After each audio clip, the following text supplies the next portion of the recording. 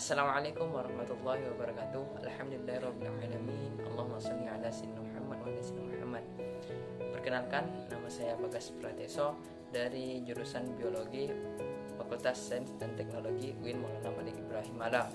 Nah, di sini saya akan menyampaikan sebuah sosialisasi mengenai protokol kesehatan 5M dan vaksinasi. Itu sebagai tugas PPAK saya pada tahun ini. Nah, sebelum itu pasti teman-teman sudah mendengarkan apa sih, tidak jarang lagi atau tidak asing lagi mendengar tentang kata virus corona. Nah, sebelum kita masuk ke materi sosialisasi, kita akan membahas sedikit tentang virus corona. Nah, COVID-19 Coronavirus Disease 2019 adalah jenis penyakit baru yang disebabkan oleh virus dari golongan coronavirus, yaitu SARS-CoV-2 yang juga disebut dengan virus corona.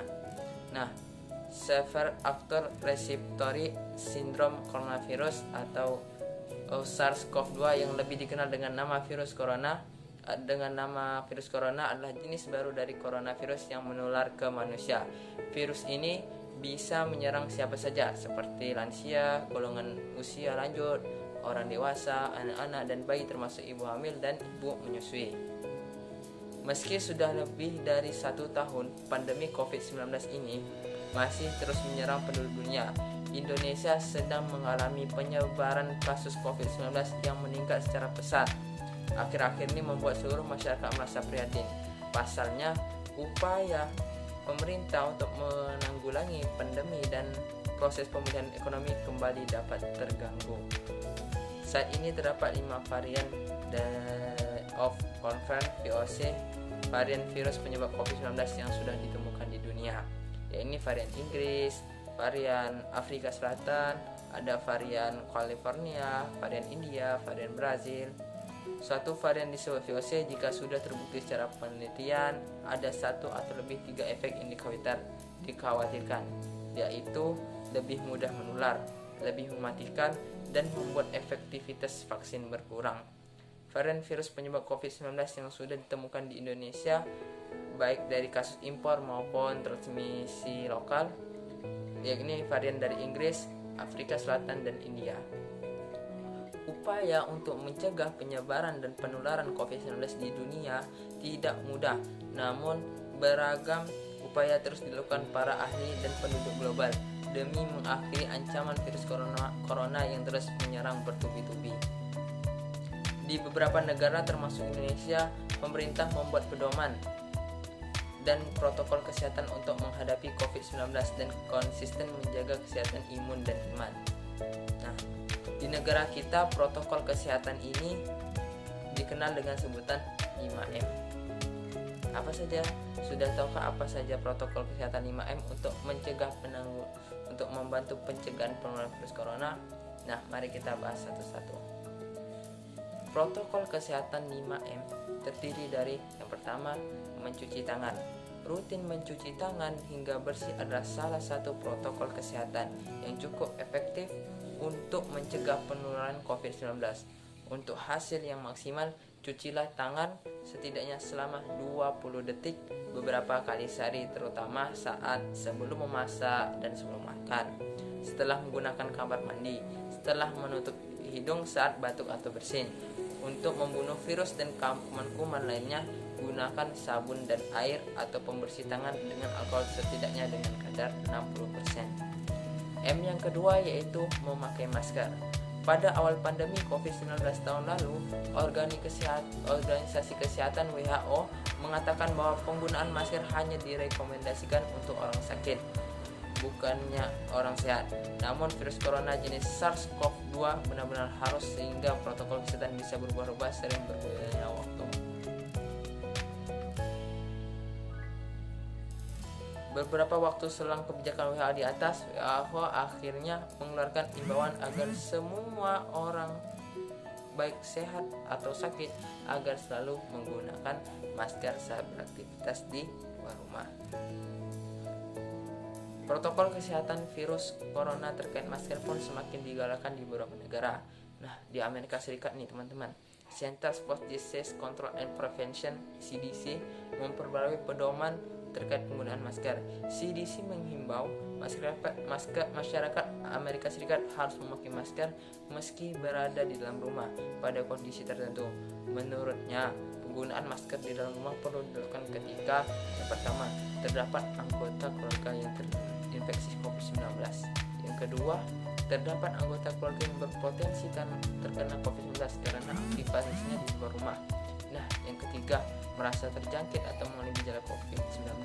Yang keempat, ruangan yang sempit dan tidak bisa menjaga jarak minimal 2 meter. Yang ketiga yaitu menjaga jarak. Protokol kesehatan lainnya yang perlu dipatuhi adalah menjaga jarak. Protokol kesehatan ini dimuat dalam keputusan Menteri Kesehatan RI dalam protokol kesehatan bagi masyarakat di tempat dan fasilitas umum dalam rangka pencegahan dan pengendalian COVID-19.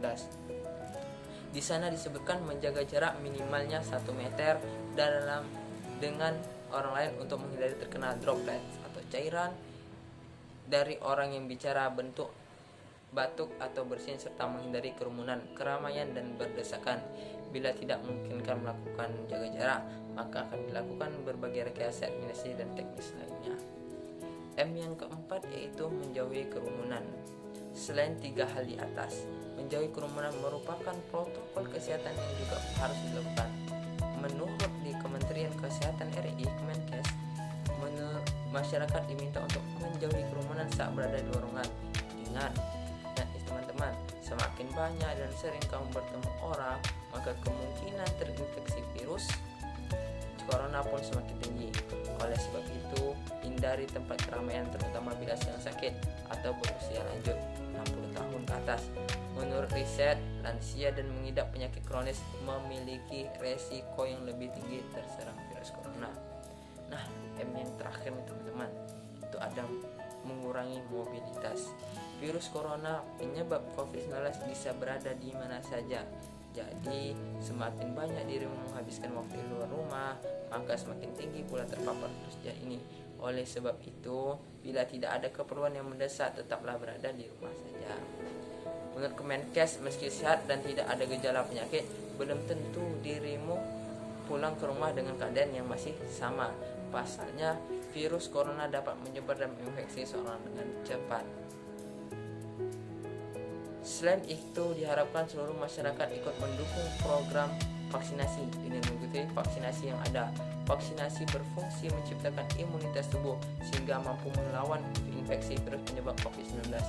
Dengan imunitas serta yang terbentuk, maka seorang tidak akan jatuh pada kesakitan yang parah dan pada gilirannya menurunkan angka kematian.